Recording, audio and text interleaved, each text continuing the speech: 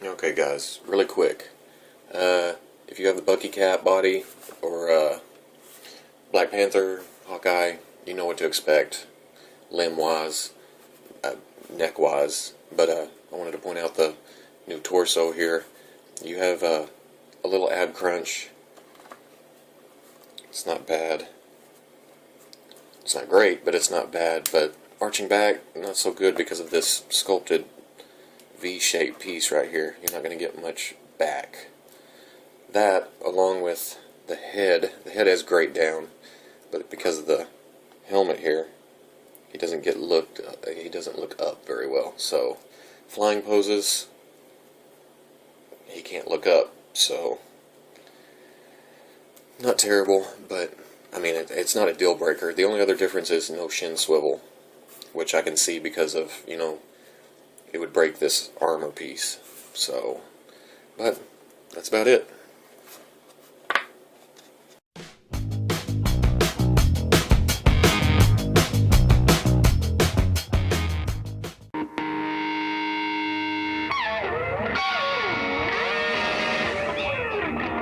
Let me know it down in the comments if you like me being in front of the camera giving out the news, or if I need to get my ass back behind the camera. Okay, people, welcome back to another Fwoosh review. Review. And here I was, I've come so far. Fwoosh Weekly. As always, I'm Robo, and man, just look at that fresh-faced kid from 3 or 4 years ago. You know, a veritable youngin'. And I'll admit, passing 100,000 subs has made me all nostalgic, and it's actually made me go back and watch older videos, which I never do, because some of those first ones, here's a toy, okay, yeah, there. And then getting in front of the camera for the first time was kind of, does anybody even want to look at this? All the way to today, and now it's all, toys! I've come out of my shell a bit, and that actually transitions beautifully and accidentally into all kinds of NECA Teenage Mutant Ninja Turtle news, because NECA's had a busy week. They started off with showing the full array of promotional images for their Teenage Mutant Ninja Turtles 2 Secret of the Ooze Super Shredder, and they also announced that it would go up for pre-order on the NECA store, only to turn around and sell out in however long it was, 30 seconds, 1 minute, and then it went away, it popped back up, and go away, pop back up. After the joy of a week-long pre-order window the previous week, with this one, we were met with an inoperable order button and quick sellout signs in the window. Don't get me wrong, some orders did get through, and Super Shredder's already being found at stores, but, frustrating. But not all hope is lost, because April O'Neil to the rescue. NECA and I have struck a deal.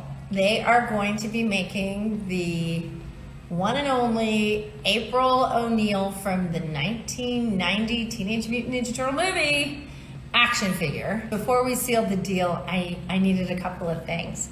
And one of them was that I wanted to make sure that you guys were gonna get your action figures, because I've been watching this for a while, and I saw that people were kind of upset, and it looks like they have really put some protocols into place so that you will get your action figure, and that the bots won't get it, and that part of my deal with them is we're going to do a pre-sale. That's right, Judith Hogue took over NECA's social accounts on Turtle Tuesday, and it was very, refreshing. She posted some pictures. She started the live stream an hour early because of time zone confusion, but once she got Randy on the live stream, there was no pulling of punches here. She actually held his feet to the fire over the bot situation, the quick sellouts, and the grumblings from the collector community. We see a lot of celebrities doing this, and they come in and say, oh yes, toys would be cool, small figures of me. With Judith, she knew what she was talking about. Like she had been in the thick of it, actually trying to get the toys, or listening, or going to everybody's social media, and this is what they're feeling, Randy. What you gonna do about it? And now I'm sure this was discussed beforehand between Judith and Randy, but to see her actually go after him, or at least seemingly go after him, oh man, it was kind of, you tell him, April. She had some demands before she would allow NECA to use her likeness, and one, it would be a pre-order window for her figure, so in her own words, the figures would get into the right hands. And two, she would be allowed in on the process from beginning to end, and she was going to document it for her YouTube channel. And then Randy told her that they had already begun the sculpt when talks began, which again, I'm sure was discussed beforehand, but to us, it made it seem like, well, she's already missed the first step. Either way, the future is bright for a Teenage Mutant Ninja Turtles 1990 April O'Neil action figure. And if it comes with a 2-pack, why not make it Unmasked Casey Jones, since Elias Koteas recently said he had given NECA his likeness rights. So, yeah, bring it on, as long as it's easy to get. But while Judith had control of the NECA socials, Randy started his own Instagram account and posted this picture. This seems to be new head sculpts for the movie Turtles. I'm not sure if it's part 2, like new Secret of the Ooze figures, or this is just alternate looks to get the 4 Turtles out there again.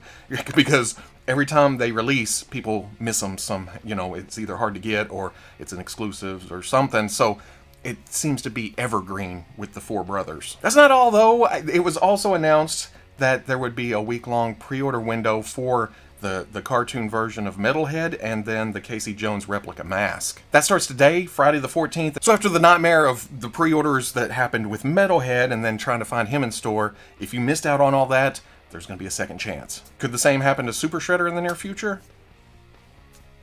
Who knows? But that is enough of Teenage Mutant Ninja Turtles.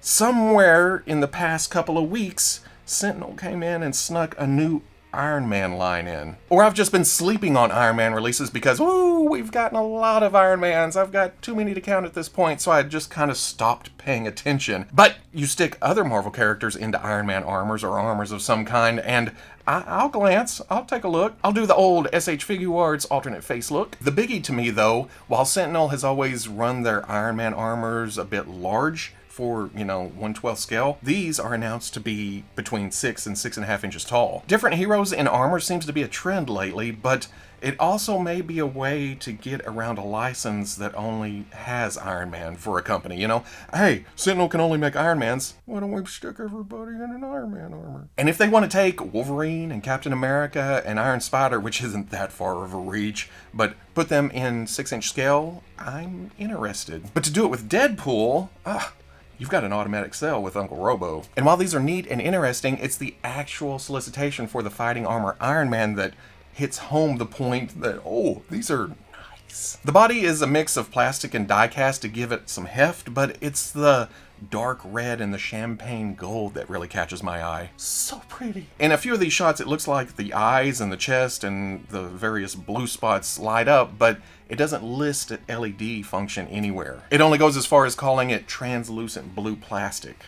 Even better, the domestic prices on these are cheaper than the import prices. We don't see that very often. Dorkside Toys is listing this for $90 with a release date of November. Last week was PowerCon at home, and Mattel went all out with their Masters of the Universe Origins reveals. Now, I'm not going to get into all those because it doesn't seem to fit within the 6-inch scale, super articulated theme that we have going here at Fwoosh, but if you want the rundown on that, Pixel Dan has, he was the one that ran the original reveals, but he's also posted a rundown video on those. But what did strike my fancy was the 7-inch super articulated Masters of the Universe Masterverse line. The first series is the 8 core characters from the Kevin Smith helmed Revelation show, and that's still shrouded in secrecy, so we only get silhouettes here, but I'll admit, I want to see what they look like. It's stylized, but unique sculpts for every character, along with 30 plus points of articulation.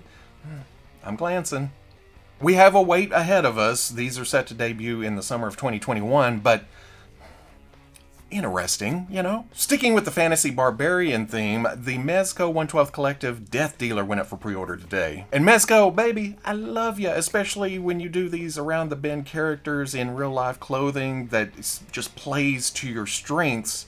You gotta quit adding the bells and whistles that jack up the price. Don't get me wrong, I'm a sucker for t-shirts and lunchboxes and art prints and light-up features, but I'm also a sucker for keeping an extra $70 in my wallet. Saying all that though, damn, they nailed Death Dealer. To the extra helmet, all the hands, the clothing, the byproduct of his death dealing, along with the instruments for said death dealing, this is one death dealing sumbitch. But like I hinted, there are enamel pins and an art print and a light-up feature that pushes the price up to $150. It's listed as an exclusive, and that always makes me think, this is the expensive exclusive edition, and down the road they'll do a stripped-down cheaper version, but every time I say that, it never happens. But if your shelf needs some death dealing done, This is up for pre-order on the Mezco site right now with a ship date of May to July 2021. On top of that, I received the Taco Supreme Batman this week. I just walked out on my porch and got the Harley Quinn, and then I got an email earlier today saying that they are charging for the Mezco 1/12 Collective Gambit tomorrow. It's an avalanche of Mezcos, which has always been the fear, but I guess 3 is better than 4? Revealed at Toy Fair, the McFarlane Toys Mortal Kombat Baraka and Katana went up for pre-order on Amazon this week with a ship date of September 11th. As you all know, Robo don't know Mortal Kombat, but these look to be fine additions to your previous Mortal Kombat figures. As always, $20 and it'll be in your hands in a month or so. And that's all I got to say about that. Flipping over to Hasbro, and something that was scheduled to be in our hands already is the Transformers R.E.D. line. Originally scheduled for August 6th, we all got an email right before that saying, oh, it's delayed, but no new ship date. And then I got an email this week saying that the new release date is September 10th. Now, while I'm chomping at the bit to lay hands on a new sweet, sweet line of non-transforming Transformers, I ain't even mad. Partly because it's not a cancellation notice, which I've been expecting because it's Walmart, and partly because, oh man, there's been so much other stuff hitting lately that I can't even keep up. Like G.I.Joe! Do we even want to talk about this? Today, Friday, August the 14th, was the official release date of the Target exclusive Cobra Island line, and many were met with frustration. I was awake last night, Thursday at midnight, and right after that, the figures did go up for, well, I never saw Baroness, but the Beachhead and Cobra Trooper went up and down. While Roadblock did have a ship it button, and that lasted until at least this morning. People were saying the ship it button on Beachhead and Cobra Trooper were popping in and out randomly, and even if you did get it, it may get a, you cannot add this to the shopping cart, but people said they got through by just spamming the hell out of it. And then from reports I've seen of people going to actual Targets this morning, it wasn't all sunshine and rainbows there either. But I gotta think this was their Hail Mary play for the movie and the figures associated with the movie being pushed back. And they said, oh, we have these, let's get them to Target real quick. And like I've said several times, after 2 Roadblocks and 2 Destros and 3 Cobra Commanders and 2 Snake Eyes, I cannot see the Cobra Trooper and maybe Beachhead not showing up in the regular series. Different color schemes, whatever. So hopefully Target's looking at this as, oh, this is just the start date, we're getting more, hopefully, or we'll see these characters down the line again. You're not making it easy, Hasbro. This week we also saw some pictures of an Arctic Scarlett sculpt pop up. It looks a bit animated and crazy on top of that because she's pictured with an arrow-carrying saber-toothed tiger, but the articulation scheme is classified-esque, so it was assumed that this would be a future figure in the classified line. But according to the sculptor, Lauren Delapa, I'm sorry, who posted the pictures on her own site, these were just an exercise before classified was even a thing. I tend to believe that, but if you're into conspiracy theories, this could have been accidentally posted, and this is trying to, oh no, that wasn't coming to classified. And we've also seen Storm Shadow in an Arctic mission gear. But who knows? I'll just take the figures as they come along. I'm not sweating it. But to build upon that, the trailer for the upcoming G.I.Joe Operation Blackout game came out this week, and it showed some characters that we may get in the future. Now, I'm ignoring all the rumor lists and the verified future waves, and just going by what we see in the trailer. The designs for the game is directly based on the figures, or the figures were based on the game, whichever came first. The looks, the uniforms, the weapons, they're all directly translated, even the globe that the Snake's Supreme Cobra Commander comes with. And most of the characters we already have in action figure form are there, along with some that we don't, at least not yet. Like Dialtone, who could use parts from Duke and Beachhead, and Lady J complete with Spear. We've seen the Arctic Mission Storm Shadow, but in the trailer he has a more traditional look. Yes, still updated with the detailed mask and the armor bits, but it's missing the tattoo that a lot of people seem to hate. And then Zartan, who follows in Destro's footsteps as being very vintage inspired. Still with the added bits and bobs, but you don't mess with a dude that wears a half shirt and a hood. Like I've said several times just this week, I am all in with the G.I. Joe line, and even though I haven't heard good things about the company producing the game, that doesn't matter. I'll give it a try, and if it sucks, I'm still in for the action figures. I want more. Give me all of them. If you never made it to a Disney park to pick up the Hasbro Star Wars Black Series multi-pack with Hondo, you may be in luck. Unless it sells out in 30 seconds, like a lot of other Target stuff lately. But recently, a listing on Mercari shows an Onaka in a single package along with the sticker that we saw on the Captain Cardinal and the, I don't know this character, so the DJ R3X. So that means it's part of Target's Galaxy's Edge assortment and should be coming up for pre-order soon or in stores or however Target feels like they should release product these days. So be on the lookout for that if you're needing another smuggler in your Star Wars display. Or maybe they'll announce it next Friday during their Fan First Friday event. That along with the Marvel Legends team announcing that they're doing a Fan First Tuesday next week. And more toys. I don't have enough to buy right now. Let's get more. And that's it for this week. And to wax toyetic for a moment, because I wasn't ever too worried about subscription count, but as soon as that extra 0 rolled, I got a bit emotional. I got nostalgic. I started going back and watching old videos and thinking about all the things I've done and all the people I've met at conventions and who I chat with online and the friends I've made, and it's crazy thing. I'm just a kid from rural Arkansas that never had a dream job. People would ask me when I was a kid, what do you want to be when you grow up? And I was always kind of like, I don't know. Hell, I was like that through most of my adult life. But growing up where I did, and at the time I did, the late 70s, all through the 80s, no one had any idea of, oh, there's going to be this network, and you're going to be able to talk to people all over the world, and you can have a device that takes pictures and shoots video, and you can take that and put it on this network for everyone to see, and it'll be awesome. But toys have always been a part of my life. I mean, look at this happy-looking kid here. From my first love of Star Wars to Masters of the Universe and Transformers and Teenage Mutant Ninja Turtles and even '89 Batman, coming back around to Star Wars, and then Spider-Man Classics and Marvel Legends and DC Universe Classics, back to Star Wars. Oh no, well, another He-Man revival was in there, and then G.I. Joe, and more Marvel, and this line and this line. It's just always been a part of my life, and it's always brought joy. I grew up alone in my room with toys, setting up elaborate battles and playing and making silly voices and stupid faces, only to grow up to take pictures of elaborate battle scenes and poses and playing and making silly voices and stupid faces. I've been doing this all my life. But when the Fwoosh decided to actually start a YouTube channel, I was very unsure about being the one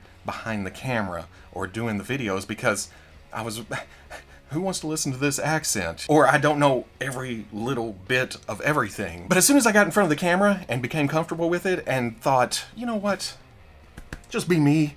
Just have fun. Let's do this. That's when I started building confidence and felt like I could be myself. But at the end of the day, I'm just happy to be a part of a community. To find all of you out there in the big bad world after a childhood of, being the small nerdy type that didn't really... Well, I had my brother. He was into the same stuff. I had a couple of friends, but to find out that there were more people out there, that was an eye-opener. So, the internet and being out and a part of it and hanging with you guys and chatting and talking and I don't know where I'd be without all this. This is my outlet. It's just crazy thing. So from the bottom of my heart, being sincere as I can be, thank you. I appreciate each and every one of you. To everyone who's subscribed or just stops in, watches some videos, everyone who comments, whether it's good or bad, because I've had to develop a thicker skin over the past few years, but that's okay. That needed to be done. Truly. Thank you. All right, that's over with. If you are interested in seeing any of these pictures up close without me all hand waving the hell out of them, I will be posting all of that on the Fwoosh front page tomorrow, Saturday at noon. If you enjoyed this Fwoosh Weekly, comment, like, subscribe. Much love to the plus if you're interested in seeing videos early or just in a position to help out the channel. Patreon.com. But wherever you may be watching this, through thick and thin, all these years, I'll always catch you on the Fwoosh. Oh, it's getting summertime. Sweaty. Everybody loves the Arkansas heat. I'm getting old and I get hot and I can't think straight. It's so... oh...